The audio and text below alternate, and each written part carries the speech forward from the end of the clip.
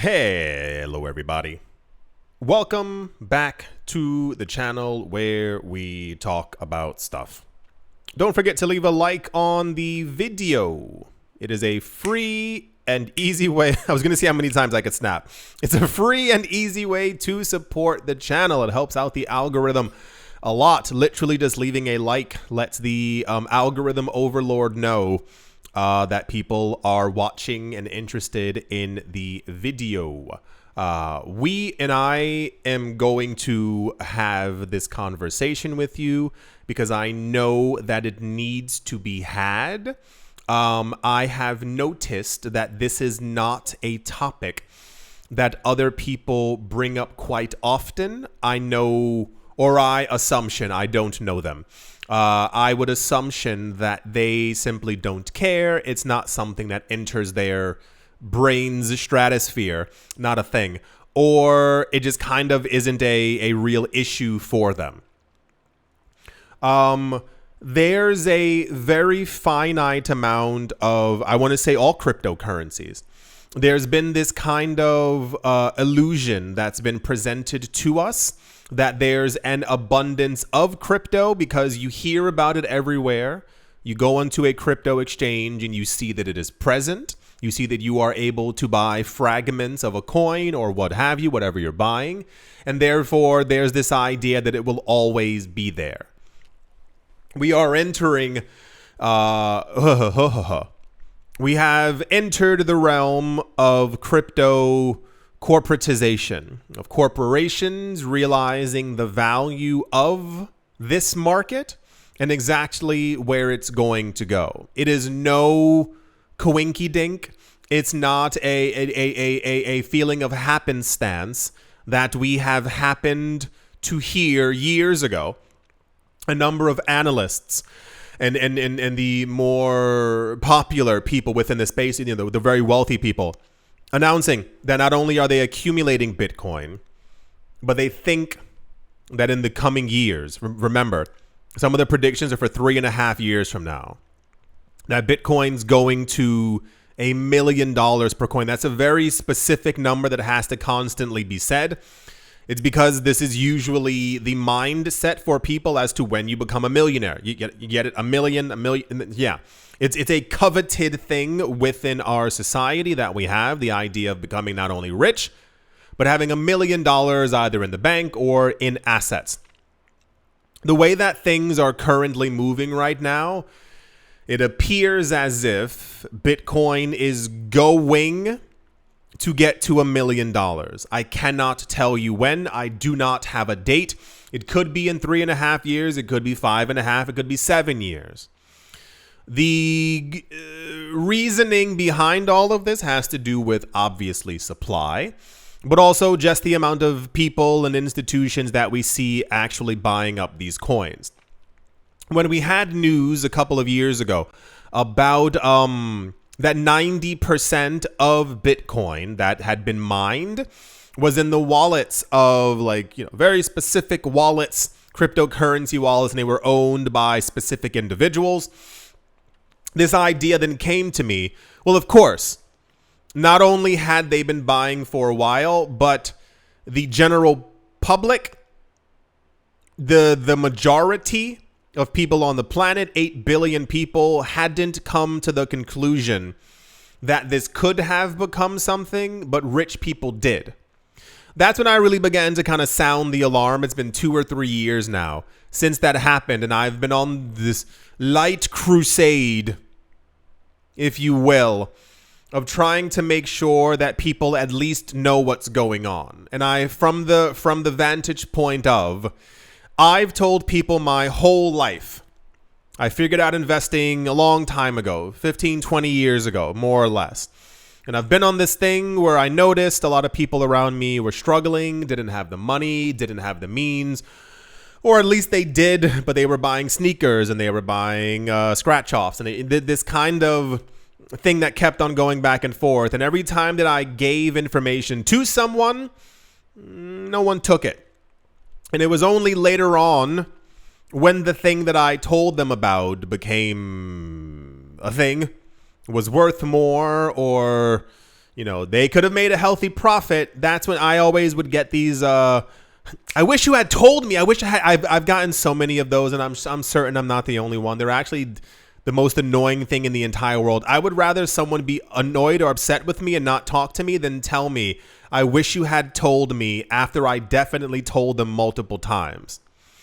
There's something in the news that I saw pop up, and it's not possible for me to have rolled my eyes further into the back of my head than it actually happened. Because when the number popped up, I was like, no, this is exactly what you want.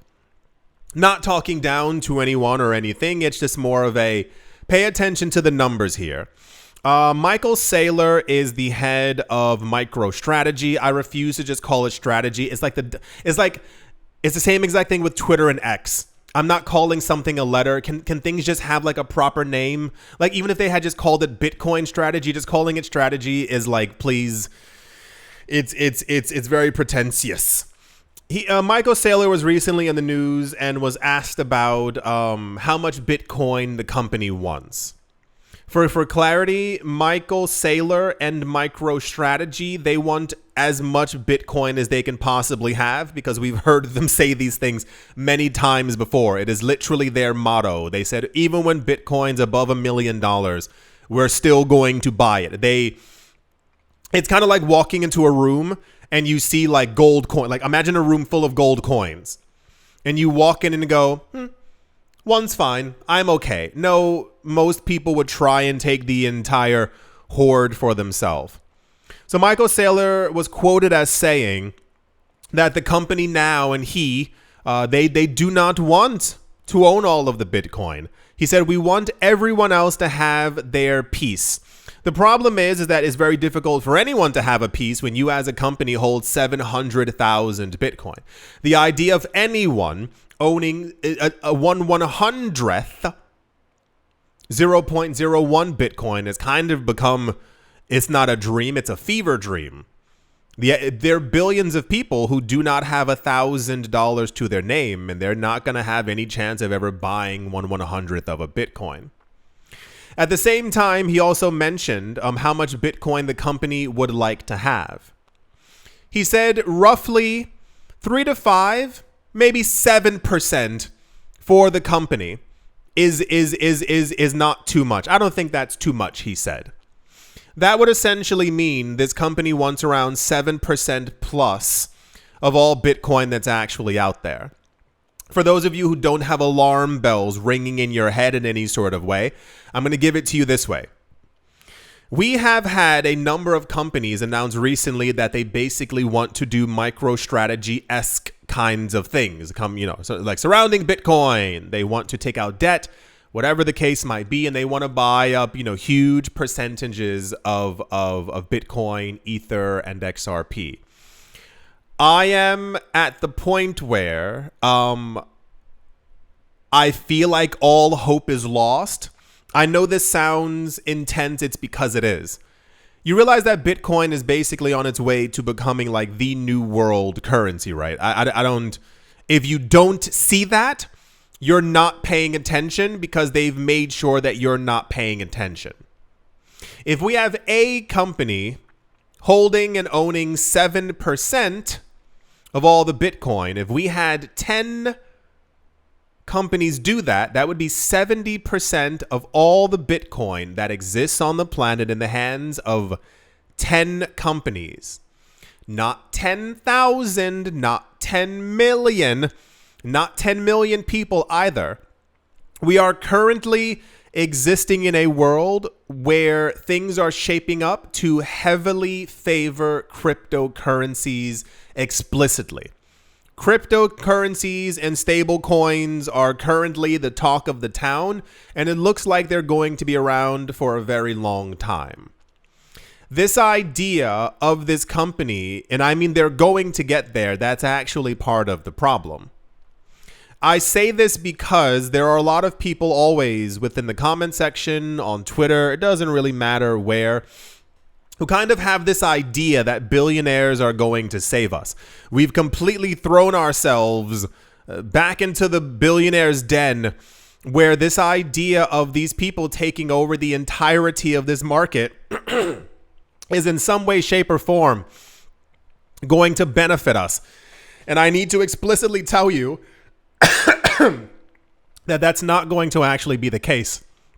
So, as my cough won't allow me to continue this, I need to make sure, and I cannot and will never tell you what to do with your money. But if you're missing out on all of this, just understand the chance that you were given at some point. When I say these things, I need you to really tell me, are you understanding what I'm saying? Are you getting what I'm putting out there? A friend of mine, we were just discussing this. He was telling me, he's not in crypto himself, but he knows that I am. And he was telling me about the allocations of crypto and how much money there is going around. And he was asking me about the stablecoin bills and what's happening with Tether and all these other things. He was putting the pieces together. He was like, it looks like that all the rich people are buying up all the Bitcoin before anyone else. He wasn't even talking about price. When these things are mentioned to people who are actively within the space, it's almost like a veil of sorts that people don't want to talk about it. It's not something that they kind of want to discuss. Again,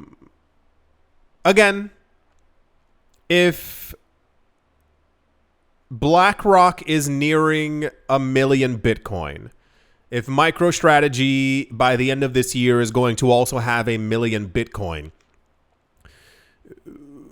it would be great and better if normal people also jumped in as well, simply because the allocation of wealth in this planet is already in the hands of a very small portion of people. I still am one of the people who believes that everyday normal people should also become rich and should become wealthy. And if crypto is looking like the thing that's going to make that happen to already wealthy people, I would love to see a world where another 300 million people also became wealthy as well from Bitcoin, Ethereum, and XRP, as opposed to just these companies. If you missed it the last month or so, a couple of companies have basically all but announced that they want every single last portion of Ether for themselves. So yeah, it's definitely crunch time. Bit of a different video, no, rather a very different video from what we've been getting. And I do this because I know that a lot of people are paying attention, but also not really listening. So you see what's happening. It's kind of that thing where Bitcoin's at $10,000 and people are waiting for Bitcoin to fall down to 6,000 so that they can accumulate more. Then Bitcoin goes to 18,000 and people are waiting for it to fall back down to 10. It's this like you see what's going on, but you're not really getting it. So